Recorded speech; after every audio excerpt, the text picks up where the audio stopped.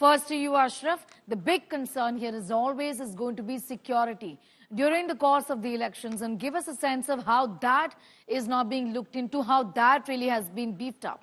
Ashraf.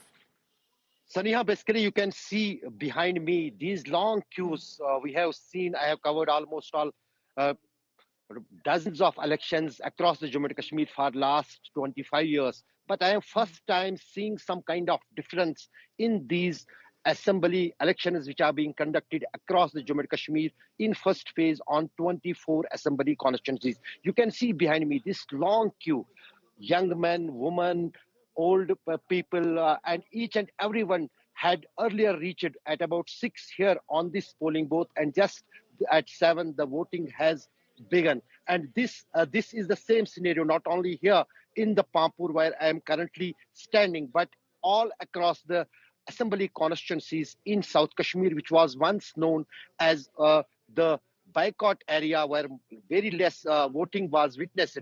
But it is expected that even in these assembly elections, the record of polling in the parliamentary elections will break.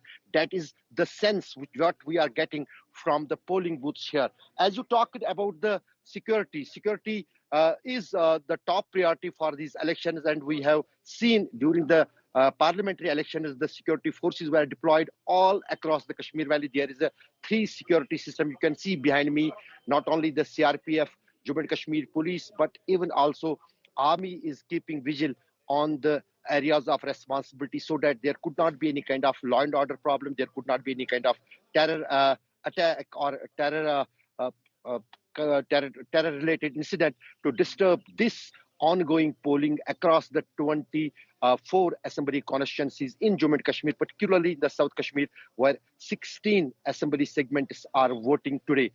You can see these pictures. In fact, I will want to show to our viewers that this kind of scenario you cannot see always in the Kashmir. You can see how long this queue here of the voters is. The young men are visible, who are some of them are casting votes first time, and some have already casted because this assembly election is being conducted here after the gap of 10 years.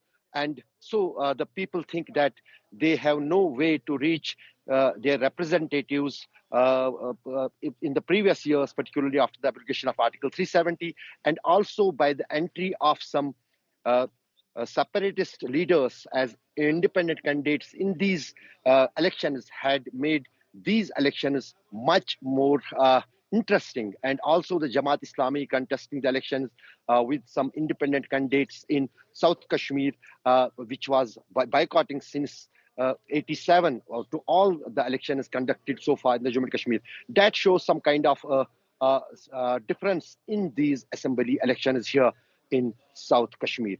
As far as the Pulwama district where I am currently standing, 4 assembly constituencies are there: Pulwama, Rajpura, Pampur, and Tral.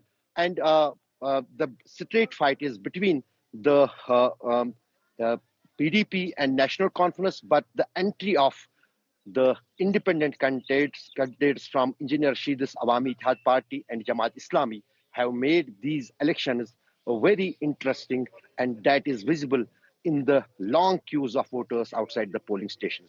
Saniya. Multi-tier systems ready, security systems ready. After all, this is an election that comes, remember viewers, after an entire decade. 10 long years, Jammu and Kashmir has seen no elections. The most interesting elections perhaps given the Article 370 has been purged.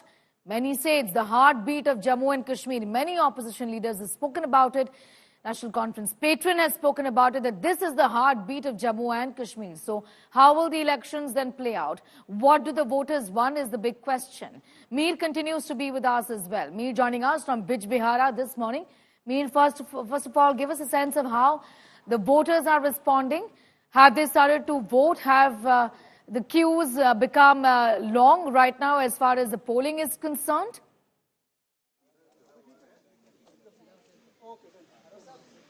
Good morning, Sneha. In fact, right now I'm in Bij Behara. Now, this is a significant constituency because PDP candidate Iltija Mufti is also the daughter of Mehbooba Mufti, is making her electoral debut. Now, this is the polling station where she'll come maybe in the next 1 hour or 1.5 hours. But as you can see, it's all decked up and ECI has made special arrangements for almost everyone, including women, handicapped people. And slowly, people are coming out and coming here to cast their vote. Now, Bij Behara has traditionally been a very strong hold of the PDP. The Muftis and their candidates have won from here non-stop from the last 25 years. So this is very significant as far as the first phase is concerned, this particular segment, because for the PDP, it in many ways is a transition period because Mehbooba Mufti has taken more of a mentorship role. She's also not directly fighting as far as this election is concerned, assembly election. She has been campaigning, though, across the length and breadth of South Kashmir. But as far as this segment is concerned, Iltija Mufti, who could in fact, in the near future, completely take over the reins of the PDP, is contesting and is facing a tough fight from the National Conference candidate Bashir Ahmad Wiri. But as far as the bigger picture is concerned, South Kashmir, 16 assembly constituencies will go to polls. Now, for the first time, we've seen a build-up which has not had a shadow of gun looming over it because previously elections were more about management. It was more about having the day peacefully. Not many thought about voting percentages. It was more about getting the process over. But this time around, there has been a transition. There has been a peaceful build-up, and that's why you would have seen vibrant, enthusiastic campaigning, one and all really campaigning without the fear of the unknown, without the fear of the gun, and that is different as far as this election process is concerned.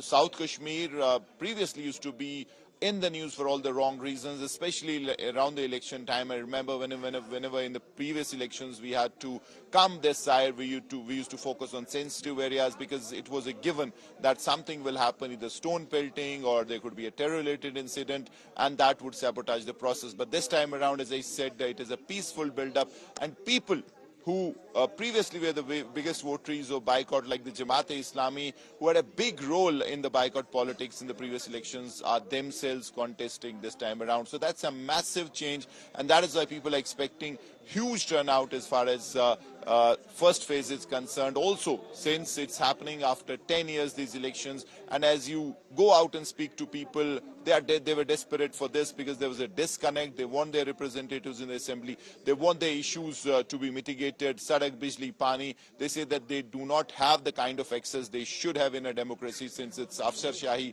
it's bureaucracy, and they do not have a lot of access. So that was also something that we found, that this sentiment across Jammu and Kashmir, where people during the Lok Sabha elections said that they are now waiting for the assembly elections. But yes, finally the big day is here, and as I said, it is a vibrant election process, and especially after the entry of Engineer Rashid, who straight away came out of Tihar and got into this campaign, a blitzkrieg kind of a campaign where he crisscrossed the vast political landscape of South Kashmir, and he's still in the campaigning mode. So he is the dark horse, the unknown element, and that's why the likes of PDP and especially National Conference are wary of him, because they feel that he could have an impact on the electoral prospects. He could really change the dynamics as far as seats and the prospects are concerned. So he is the person everyone is looking at, and whether his entry will change the result dynamics in the end, we'll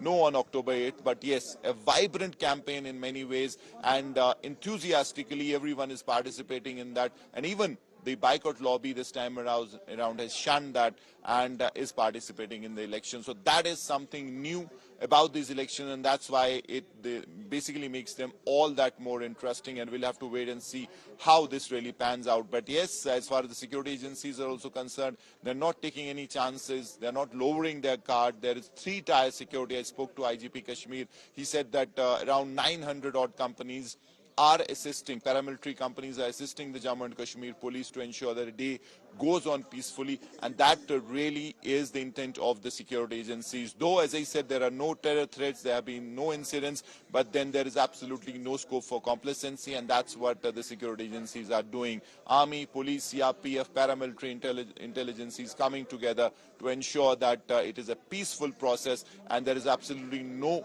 fear of the gun, and people, be it candidates or the voters, are absolutely free, and they do not have any fear, and they cast their ballot in a security, in an atmosphere which is very secure. So that is the intent of the security agencies. ECI also trying its best to provide all the facilities, and on the other hand, also importantly, there has been a controversy where Iltija Mufti yesterday tweeted claiming that in this constituency and also in Salar, National Conference workers were caught distributing money. There were flags that were caught from the vehicle, and that was her allegation. Now, we've been told that the PDP will soon short a letter to the Election Commission with an official complaint on this, so that that the sparks are already flying as far as allegations are concerned. Right. And PDP, as of now, alleging that National Conference is really indulging in foul play. They are distributing money. We'll have to wait and see how the police and the ICI go about it. Sneha? All right.